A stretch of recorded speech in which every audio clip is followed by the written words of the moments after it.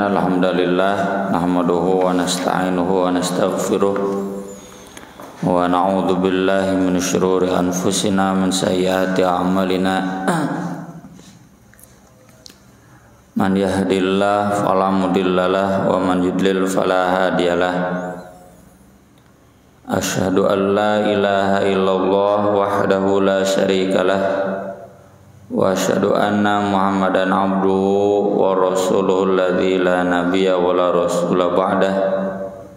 Sallallahu wasallam alaihi wa ala alihi wa sahbihi wa man tabi'ahum bi ihsan, amma ba'd.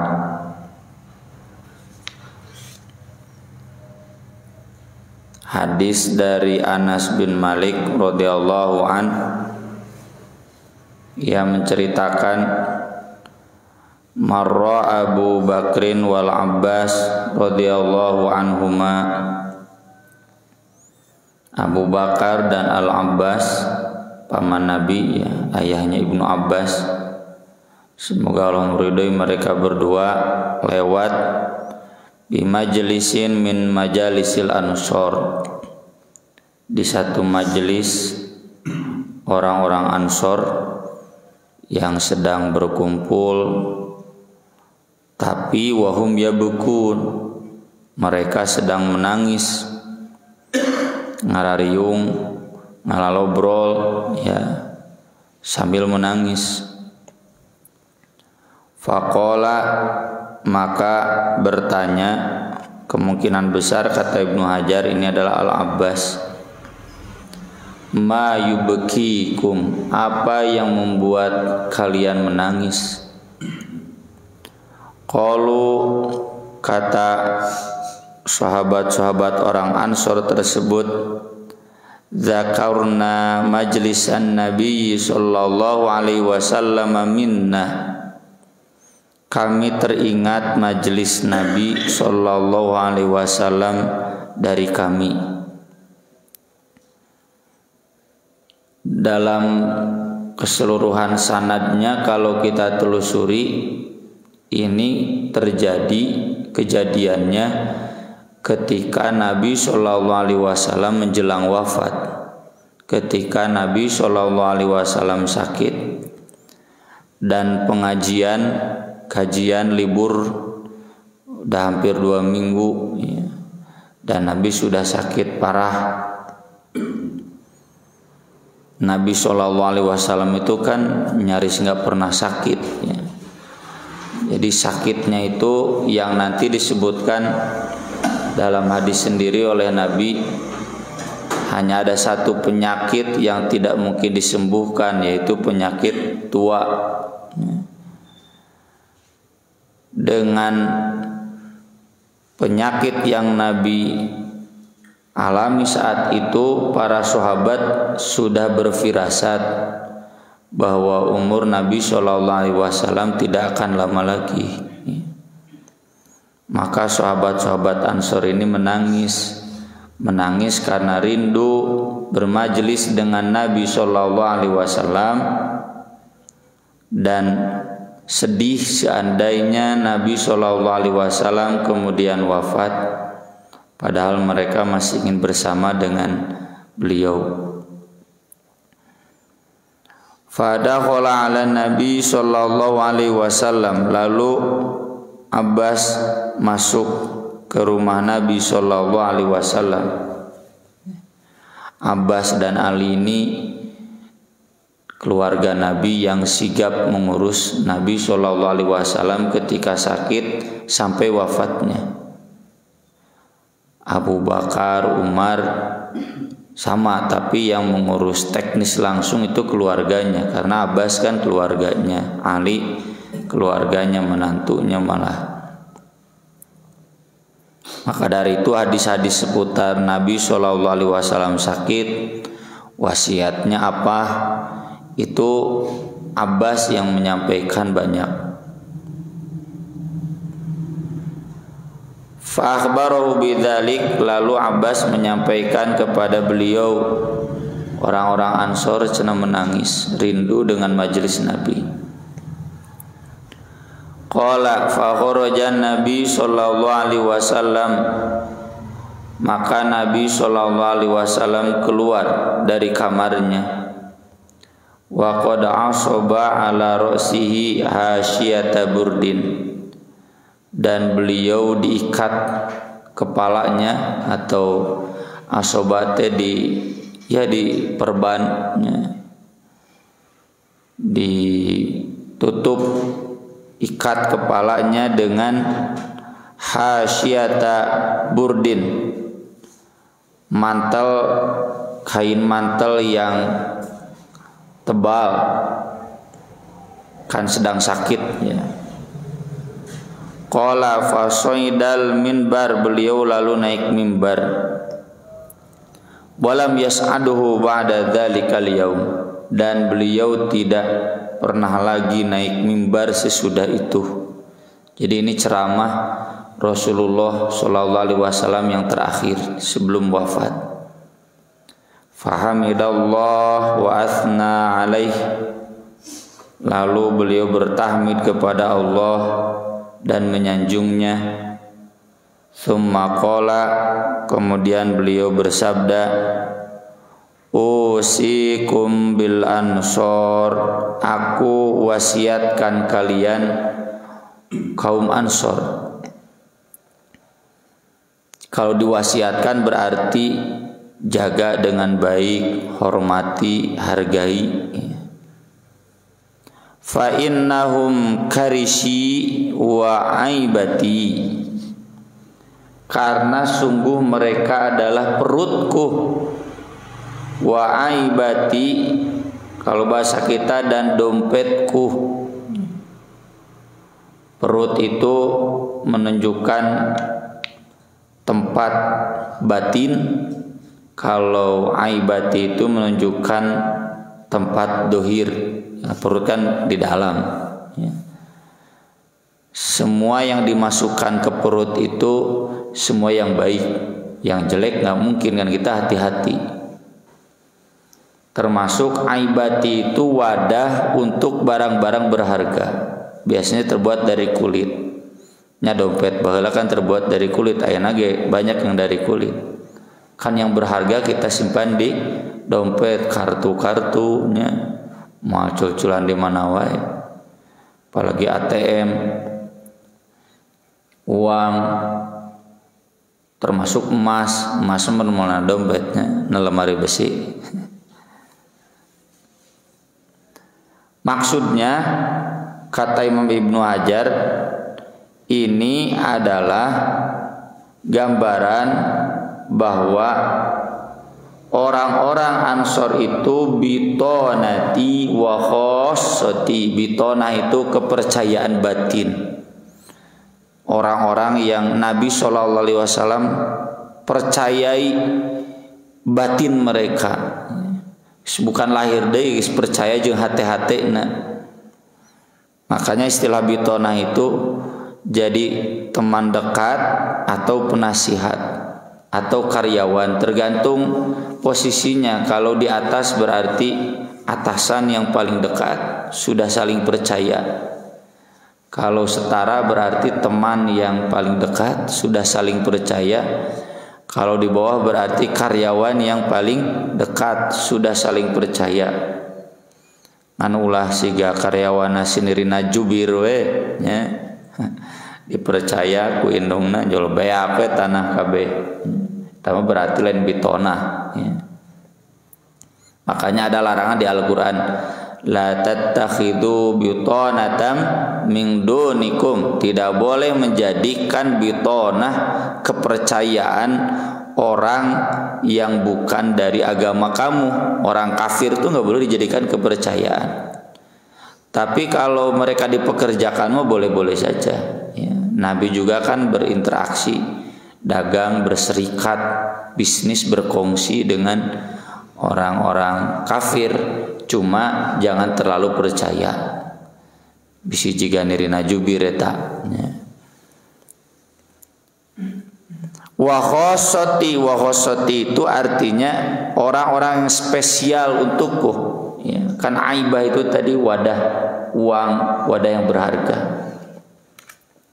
Orang-orang Ansor ini kepercayaanku, orang-orang Ansor ini orang-orang yang istimewa bagiku. Wa qad qadaul ladzi alaihim, sungguh mereka telah memenuhi janji yang mereka sanggupi. Apa janji di sini? Kewajiban yang mereka harus lakukan. Janji di sini kata Ibnu Hajar adalah baiat Aqobah ketika Nabi SAW pertama kali bertemu kaum Ansor. Kan sudah dijelaskan ya tempo hari yang lalu. Unik ya dakwah Nabi itu ngadakwahan ke orang Makkah banyak penentangannya. Hari orang Ansor di Madinah, Nabi nggak pernah berdakwah ke sana. Orang Ansor yang mencari Nabi. Ya, karena tahu dari orang Yahudi akan ada nabi terakhir, ciri-cirinya begini. Lalu dapat informasi kan kalau aku mage jika Bandung Jakarta nya Makkah Madinah teh.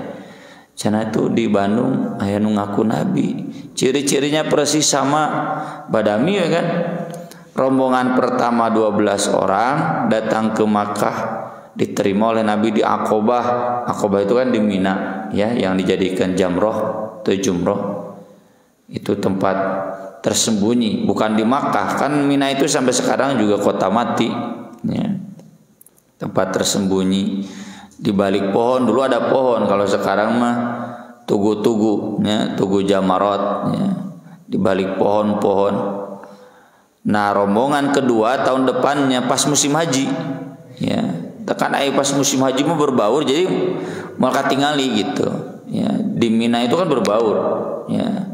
Pas musim haji rombongan kedua tahun depannya 72 orang. Dikenallah Baiat Aqobah 1 dan Baiat Aqobah 2. Itu terjadi pada tahun 11 dan 12 dari kenabian. Sesudah Nabi diangkat jadi nabi. Kaum Ansor datang ke Makkah mencari Nabi dan menyanggupi untuk menolong, membela, melayani dan menerima Nabi ketika beliau harus diusir oleh kaumnya. Kan sebagaimana awal Nabi SAW mendapatkan wahyu lalu dikonsultasikan dengan Waraqah bin Naufal. Kata Waraqah bin Naufal, suatu saat kamu akan diusir oleh kaum. Kenapa mereka mengusirku? Aku nggak punya salah kepada mereka. Semua nabi juga mengalami hijrah, ya, diusir oleh kaumnya. Seandainya aku masih muda, seandainya aku masih hidup gitu kan. Ya laitani kuntu jaz'an, ya laitani kuntu hayyan. Ya, aku akan menolong kamu, kata Waraqah. Nah, ketika Nabi harus diusir, kaum Ansor kemudian menyanggupi untuk menerima Nabi, membela Nabi. Mereka betul menunaikan janji mereka. Wa baqiyal ladzi lahum, dan tersisa hak untuk mereka. Apa hak untuk mereka? Balasan surga ya, yang tersisa tinggal mereka menunggu balasannya, yaitu surga. Faqbalu min muhsinihim, terimalah amal baik mereka. Watajawazu an musiihim, ampunilah orang-orang yang berbuat salah di antara mereka. Terimalah orang-orang berbuat kebaikan di antara mereka, dan ampunilah orang-orang yang berbuat salah di antara mereka. Ini tes paketnya. Ketika seseorang fokus ke orang lain itu di kesalahannya, dah kebaikannya tidak akan diingat. Tunggu jauh-jauh lah. Orang pas aja istrinya kan ada lain aibnya, itu mah bumbu-bumbu rumah tangga. Lalu kita ingat kejelekannya itu, dah poho kanu jasa istri semua. Kecuali ketika kita insaf ya, merenung dinu sholat, zikir, diingat kembali, pengorbanan istri kita, jasanya semua kegantian ya. Mual mikiran yang cerai ya. Soalnya sedenean gantina. pengorbanan istri kita ya dalam standar yang diabadikan dalam Al-Quran kan, ketika mengandung ya, menyusui, melahirkan, kan mau kagantian kurang, mau katakan ya. Sama istri juga kan, kata Nabi SAW, jangan menjadi perempuan yang kafir. Apa perempuan yang kafir teh? Tekau ningali salakina salah saeutik langsung memponis, aku nggak pernah melihat kebaikan sedikit pun dari kamu, cina gitu. Ma'ra'aitu khairan qattu minka. Ya. Itu karena terlalu fokus di kesalahan, otomatis kebaikannya akan hilang. Nah, ari Allah mah Ar-Rahmanir Rahim. Allah itu bikin aturan, innal hasanat yudhibnas sayyiat. Ari Allah mah ningali teh kahadean urang. Dan dengan amal baik itu kesalahan akan terhapus. Kalau kita tibalik ningali teh kesalahan, ku ningali kesalahan, kahadean kahapus. Makanya di sini Nabi mengajarkan orang teh kudu jaga Allah, tong jaga setan. Ya. Ningali goreng nawe Adam teh cenah dijeuntin utan, embung sujud ke Adam. Dalam ayat lain kan, famang thaqulat mawazinu fahuwa fi isyatir radiyah. Terus waman khaffat mawazinu, berat timbangan amal kebaikan. Ayat amal kejelekan ada, tapi rek semua dihitung ku Allah kejelekan. Kalau berat timbangan amal kebaikan katutup. Terus yang ringan amal kebaikan ayangan ringan saeutik teu cukup jang nutup anu gedena eta nu cilaka mah. Jadi fokusnya di amal kebaikan. Makanya Ibnu Taimiyah sampai menulis satu risalah khusus dalam Majmu' Fatawa, Raf'ul Malam an A'immatil A'lam, mencabut celaan, mencabut hinaan dari imam-imam seluruh alam. Terkenal Ibnu Taimiyah itu mengkritik para ulama, terutama ulama yang suka tawasul ya. Tawasul itu ya seperti di rekan-rekan kita lah ya, ziarah ke kuburan gitu, kemudian membaca doa-doa tawasul, ya Rabbi bil Mustafa dan seterusnya, tawassalna bi bismillah, doa-doa begitulah. Sholawat naon aya sholawat tibil qulubnya, sholawat naon deui. Itu Ibnu Taimiyah banyak mengkritik. Nya Ibnu Taimiyah nya siga pengikut lainnya bid'ah gitu. Ziarah kubur bid'ah gitu. Tapi beliau memberikan catatan, kalau saya mengkritik satu ulama terutama dalam hal tawasulnya, dan beliau dipenjara gara fatwa itu sampai mati. Jadi sensitif urusan tawasul mati baheula oge ya. Sampai wafat beliau bikin klarifikasi. Kalau saya mengkritik ulama itu satu kesalahan dari 1000 kebaikan. Itu sebagai bagian nasihat al-wasiyah ya. Dan an-nasihah kan li a'immatil muslimin, mendudukkan perkara sejelas-jelasnya, tapi saya sama sekali tidak menghina mereka. Mereka tetap para ulama yang harus kita doakan kebaikan dan seterusnya. Sama seperti Syekh Albani ya, kan beliau nulis buku khusus taraweh teh kudu 11 lain 20 tilu. Kemudian beliau bahas di bagian akhir, lalu bagaimana, mengapa faktanya sepanjang sejarah di Masjidil Haram dan Masjid Nabawi taraweh teh 2 tilu. Sepanjang sejarah tadi sejak zaman sahabat. Beliau kemudian memberikan catatan, itu adalah kekeliruan ma'fuun an, yang pasti akan diampuni untuk para ulama ya. Maka beliau mengistilahkannya itu bukan bid'ah dolalah, tapi bid'ah ijtihadiyah. kembalikan hadis ijtihad nih Pak.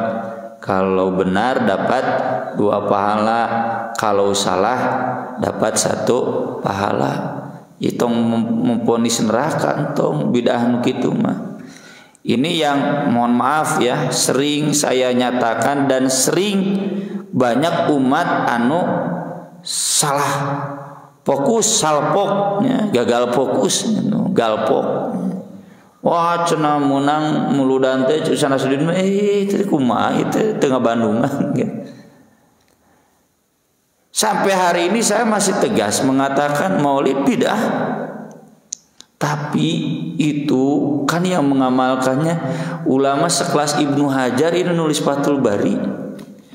Yang membolehkannya ulama sekelas Imam Syafi'i. Saya kan sering bilang muka barudak mah ngaca heula mana jeung Imam Syafi'i soleh saha aja. Pinter saha. Jadi tetap harus disisipkan dalam hati kita sedikit toleransi. Menyatakan salah mah ya wajib, itu bagian nasihat. Masa kita menyebut yang salah benar? Tapi di sisi lain kita ampuni kesalahan mereka. Gitu teu hese. Nya lamun urang geus kago pokona mah kula bid'atin dolalah, ya itu yang harus diluruskan. Ibnu Taimiyah saja yang tegas dan mengklarifikasi. Saya mengkritik ulama, mengkritik kesalahannya, tapi tidak menolak kebaikan mereka. Di penjara sampai wafat, ya. Di kolah teh benteng. Kan dulu setiap negara ada benteng ya, di perbatasan tadi di Suriah, di Damaskus. Sekarang juga masih ada benteng. Jadi sensitif gitu. Kita bagaimana membangun persatuan Islam ya. Kalau maaf akhlak kita jauh di bawah Ibnu Taimiyah gitu. Terlalu bermimpi ya, wayahna akhlakna harus sesuai standar Nabi ya. Aya kesalahannya hampura salah itu salah ngan hampuraeun gitulah. Dan ini Nabi wasiatkan untuk orang Ansor. Meski tentu bukan untuk orang Ansor saja, berlaku untuk semua orang baik yang jelas mereka itu sudah berkomitmen penuh untuk agama. Ya kalau di kita Salila itu anggota Persis, bagian dari pesantren, bagian dari madrasah, bagian dari yayasan, bersama-sama aktif dalam ormas, berarti kan geus ngawakafkeun diri nya fisabilillah. Aya salah hampuraeun. Da urang oge moal mungkin bener kabeh. Itu yang diajarkan Nabi. Jadi Nabi SAW mengajarkan kepada kita, sahabat itu bukan manusia suci. Termasuk orang Ansor bukan manusia suci. Orang Ansor yang sudah berkorban besar, yang gak mungkin kata Nabi kita menandingi secuil pun kebaikan mereka. Aya wae salah mah. Komo urang kebaikanna teu juga Ansor ada salah mah. Tapi ketika komitmen mereka tinggi, istiqodo omongkeun deui kudaek aktif di masjid, ngurus masjid, aya salah saeutik hampuraeun atuh. Ini wasiat terakhir Nabi, ceramah terakhir Nabi, berarti sangat penting. Meski tentu wasiat Nabi SAW menjelang wafatnya itu bukan hanya ini kan, banyak dari riwayat lain. Nabi wasiatkan sholat, Nabi wasiatkan perempuan, istri, istausu bin nisa'i khairon, kade, jaga tuh wasiat istri kamu itu wasiat, kudu dijaga persis seperti orang Ansor begini. Jangan merendahkan, mencaci, apalagi memukul, jangan ya. Coba bayangkan, ingat kakolotna baheula nu mereka urang hanya sebut merewe ya. Ngawinkeun urang, istausu bin nisa'i khairan. Dan ada berbagai hal oleh Kiai Haji Munawar Khalil itu didokumentasikan kan di dalam buku tarikhnya, kelengkapan tarikh Nabi SAW. Saya dulu pernah baca berhalaman-halaman mendijikan hadis-hadisnya semua wasiat Nabi. Cuma nah ini diantaranya ya, Nabi mewasiatkan Ansor. Nanti wasiat terakhir sebelum wafat itu, sebelum menghembuskan nafas itu, as-sholah, as-sholah. Itu memang yang paling penting, sholat. Kada jaga sholat.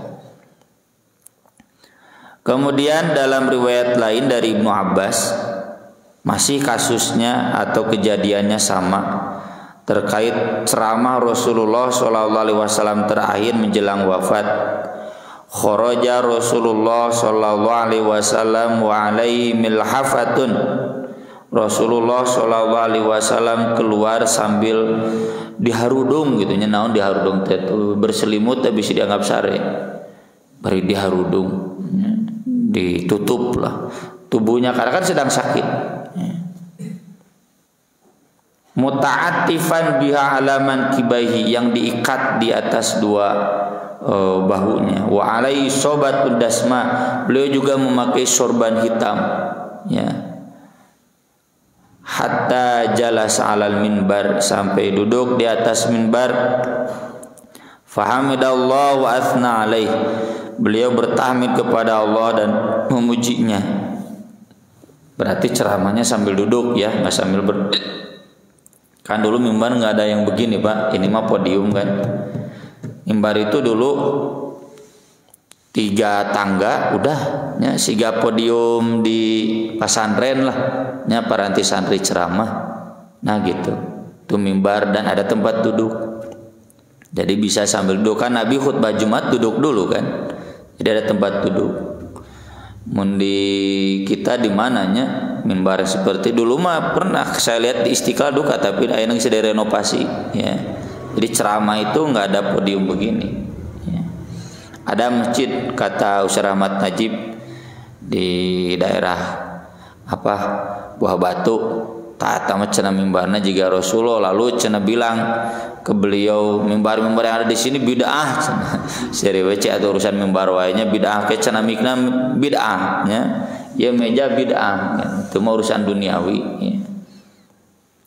Jadi beliau ceramahnya sambil duduk, lalu beliau bersabda, amma ba'du ayyuhan nas, wahai jamaah sekalian, innan nasa yaksurun, nanti akan ada banyak manusia bertambah banyak, umat Islam akan bertambah banyak.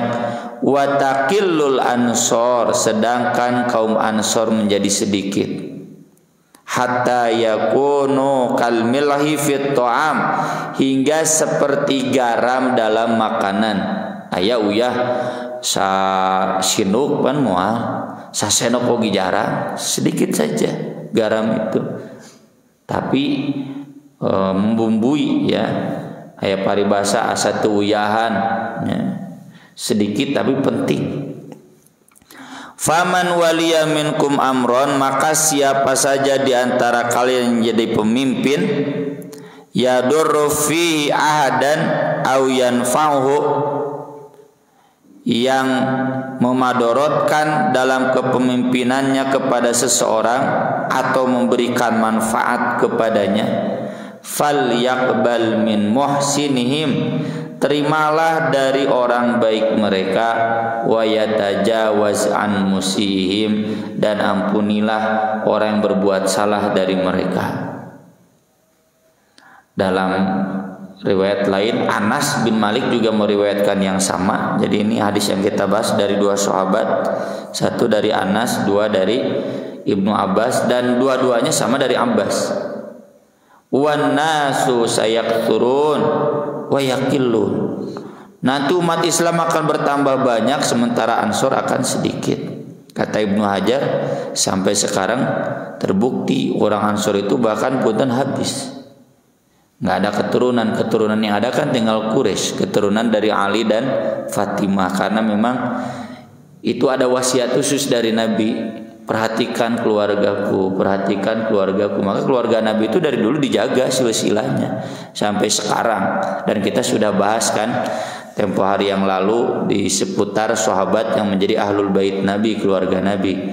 kita hormat kepada mereka, kita cinta kepada mereka, tapi tidak perlu kultus kepada mereka, sama saja kedudukan mereka dengan sahabat lain. Jadi di sini Nabi SAW menginformasikan seakan-akan kaum Ansor ini nanti menjadi manusia-manusia langka. Saking sedikitnya langkahnya, dihargailah, dihormati, ibarat garam dalam makanan piraku. Lah cenah saeutik ieu teu kudu diuyahan, nya teu ngeunah tuh cawerang.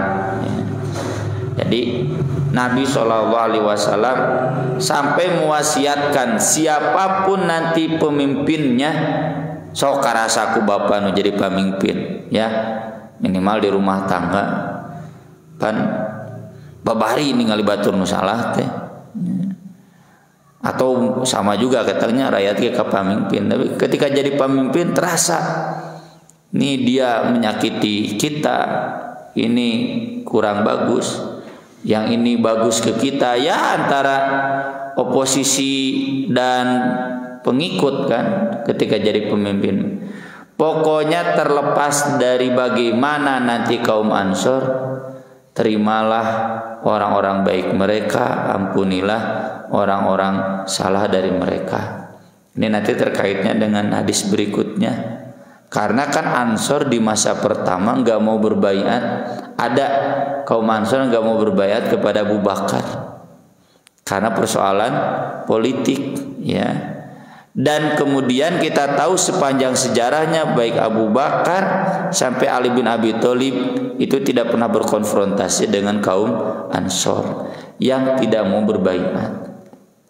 Jadi hadis ini mungkin mewasiatkan kepada ketuanya, orang presiden, gubernur, kalau ada oposisi nutsok ngeritik we ka ketua teh, siga nu ngamusuhan ka gubernur, ka wali kota, tapi nyatanya mereka itu ahli ibadah, nyatanya mereka punya jamaah hampuraheun gitu.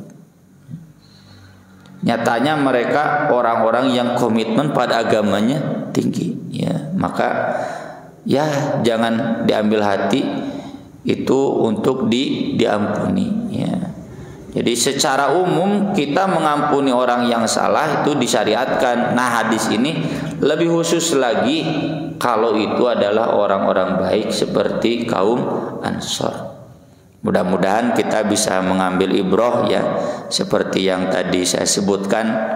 Bukakanlah hati kita kepada mereka yang berbuat salah kepada kita atau jelas-jelas melakukan kesalahan berdasarkan dalil yang kita tahu, ya, baik dalam hal fikih, dalam hal akidah, dalam hal akhlak. Selama mereka bagian dari umat Islam, berjuang untuk Islam, hampuraheun, ya. Tapi bukan berarti kita tidak